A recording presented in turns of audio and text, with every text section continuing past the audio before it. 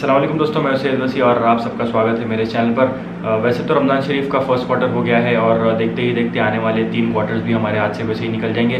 तो मैं उम्मीद करता हूँ कि आप सब लोग अपना टाइम सही तरीके से यूटिलाइज़ कर रहे होंगे इंशाल्लाह। तो आज हम एक ऐसी स्टोरी के बारे में बात करने वाले हैं जो हज़रत मौलाना जलालुद्दीन रूमी ने लिखी थी। ये स्टोरी आजकल के सिचुएशन के हिसाब से इतनी परफेक्ट बैठती है एज इफ़ किसी टेलर ने किसी के लिए कोई कस्टम फिट सूट सिया हो। तो ये वही हज़रत मौलाना रूम है जिसके कोट्स काफ़ी मशहूर हैं और आप लोग अब तक इंटरनेट पर ये कोट्स देख ही चुके होंगे कि कोई फ़ोटो होती है जिसमें कोई 2 अच्छे सेंटेंसेस लिखे होते हैं और नीचे लिखा होता है रूमी। तो वैसे तो मौलाना रूम थे ऑलमोस्ट 1200 के और आज के हिसाब से बन जाते हैं ऑलमोस्ट 800 साल पुराने।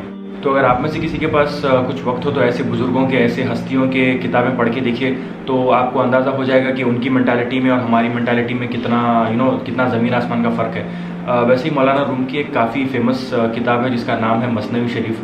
आप एक बार उसको गूगल या विकीपीडिया पे एक बार टाइप करके देखिए तो आपको अंदाज़ा हो जाएगा कि उस किताब के अंदर कितना इल्म और कितना इल्म का समंदर फैला हुआ है। तो आगे स्टोरी सुनाने से पहले मैं ये चाहता हूँ कि आप लोग जब मैं स्टोरी सुनाऊँ तो एक अपने माइंड में एक विजुअल क्रिएट करिए, एक इमेजिनेशन बनाइए वो स्टोरी सुनते सुनते, तो शायद बात आप लोग को सही तरीके से समझ में आएगी और शायद हो भी सके कि बात आपके दिल में भी उतर जाए।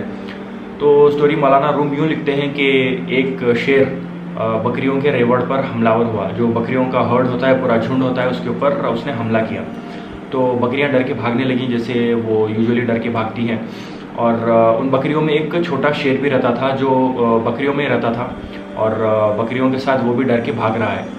तो बड़े शेर ने ये देखा और ये सोचा कि जो छोटा शेर है बकरियों में रहते रहते ये बकरियों की तरह बुज़दिल और बकरियों की तरह डरपोक हो गया है। तो बड़े शेर ने यूँ किया कि उस बकरियों को तो छोड़ दिया लेकिन वो छोटे शेर को पकड़ा और उसे तालाब के किनारे लेके गया। और तालाब के किनारे लेके जाके उसने ये कहा कि तालाब में अपनी शक्ल भी देखो और मेरी शक्ल भी देखो, तुम शेर हो, तुम बकरी नहीं हो। तो जब उस बड़े शेर ने उस छोटे शेर को पहचान करवाई कि वो कौन है, तो जो हिम्मत और जो बहादुरी उस शेर के अंदर सोई हुई थी वो अब जाग गई और वो तालाब से फिर शेर बनकर वापस पलटा। तो मौलाना रूम ये एग्जाम्पल के साथ ये एक्सप्लेन करना चाहते हैं कि ये एक मुर्शिद और एक मुरीद का एग्जाम्पल है, यानी एक टीचर और एक स्टूडेंट का। तो टीचर का ये काम होता है कि स्टूडेंट को ये बोलना at each and every step of his life कि तुम ये दुनिया के लिए पैदा किए गए हुए नहीं हो, तुम तो रब की मारिफत हासिल करने के लिए, अल्लाह रब्बुल इज़्ज़त का क़ुर्ब हासिल करने के लिए पैदा किए गए हो। This is not your actual destination, your destination is something else. यहाँ तो आप एक टेम्परेरी लाइफ जीने के लिए आए हैं। तो ऐसे टीचर का काम यूँ होता है कि बेसिकली वो स्टूडेंट को हर लम्हा at each and every step of his life उसकी पहचान करवाता है। तो अगर ऐसे टीचर्स किसी की लाइफ में ना हो तो उसका एंड रिज़ल्ट क्या होता है। तो देखिए कुछ लोग ऐसे होते हैं जो, वैसे तो हम सब लोग ही आज वो बकरियों के जैसे ही बुज़दिल और डरपोक हो गए हैं।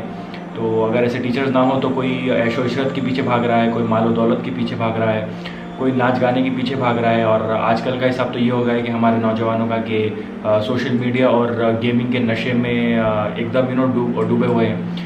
तो शायद अल्कोहल का नशा और शराब का नशा शायद इंसान का छूट जाए, लेकिन ये गेमिंग और सोशल मीडिया का नशा ऐसा है कि शायद इससे निकलने का कोई रास्ता है नहीं। तो ये सब चीज़ें देखकर दिमाग में एक बात आती है कि क्या अल्लाह रब्बुल इज़्ज़त ने इंसानों को ये सब करने के लिए बनाया था? क्या अल्लाह रब्बुल इज़्ज़त ने इंसानों को इसीलिए अशरफुल मखलूक़ात that is the best of all his creation बनाया था? कौन बताएगा लोगों को कि उनका असली मकसद दुनिया में क्या है? वैसे तो मैं ये समझता था कि यूजुअली माँ बाप होते हैं हर इंसान के पीर व मुर्शिद, उनके रहनुमा, उनके टीचर्स। लेकिन जहाँ तक देखने मिल रहा है कि लेट 1990s और अर्ली 2000s के बाद जो जितने भी पेरेंट्स हैं वो सब अपने बच्चों को दुनियावी तालीम की इतनी तरजीह दे रहे हैं कि एज़ इफ़ अगर वो लोग उनके बच्चों को दीनी तालीम दें तो शायद वो लोग ऐसे फील कर रहे हैं कि माज़अल्लाह उनका जो स्टेटस है वो घट जा रहा है। इससे उनकी शान और शौकत में कमी आ जा रही है दीनी तालीम हासिल करने के लिए। दीनी तालीम अगर उनके बच्चों को हासिल कराते हैं तो। और जहाँ तक ये पीरी मुरीदी का कॉन्सेप्ट है, दीनी टीचर और स्टूडेंट का कॉन्सेप्ट है, ये तो टोटली आज हमारी सोसाइटी से, हमारे माशरे से एकदम गायब हो गया है। लेकिन ये बात वैसे मैं आज तो नहीं कह रहा हूँ, लेकिन मौलाना रूम ने 800 साल पहले लिखी थी ये बात को, तो मैं अपने दिल से कोट नहीं कर रहा हूँ। कि लोग आजकल ये समझ रहे हैं कि दिन पर चलना काफ़ी आसान हो गया है, काफ़ी इजी हो गया है, कुरान शरीफ अपने से पढ़ो, हदीस शरीफ अपने से पढ़ो एंड सब चीज़ अपने से कर लो। लेकिन ऐसे लोगों के लिए मेरा एक सवाल है कि भाई कि कोई इंसान कभी अकेले जंग लड़ने गया है? और अगर जंग आपकी नफ्स के साथ हो, तो अगर आपके पीछे कोई आपको कंसिस्टेंटली और कॉन्स्टेंटली, आप ये वर्ड फिर से याद रखिए, कॉन्स्टेंटली अगर कोई आपके पीछे आपको रोकने वाला, आपको टोकने वाला ना हो, तो अंदेशा ये है कि वो आपकी नफ्स के साथ जंग हार जाएंगे। लेकिन अगर कोई आपके साथ, आपके पीछे कोई कॉन्स्टेंटली आपको गाइड करने वाला, आपकी रहनुमाई करने वाला हो, तो अगर आप अपनी नफ्स के साथ जंग जीत जाएंगे, तो उसका एंड वर्डिक्ट ये है कि आप अपने दुनिया में भी कामयाब हो गए और आप अपनी आखिरत में भी कामयाब हो गए। तो और एक स्टोरी है ऐसे ही मौलाना रूम की, वो मैं नेक्स्ट पार्ट में आपको बताऊंगा, जो मौलाना रूम ने अपनी किताब में लिखी थी। तो इजाज़त दीजिए, इंशाल्लाह ताला आप लोग से फिर मुलाकात होगी। तब तक के लिए अपना ख्याल रखिए, नेकी की दावत देते रहिए और लोगों को बुराई से रोकते रहिए। मैं हूँ आपका दोस्त सैयद वसी, आज के लिए बस इतना ही। अस्सलाम वालेकुम वरहमतुल्लाहि वबरकातुहू।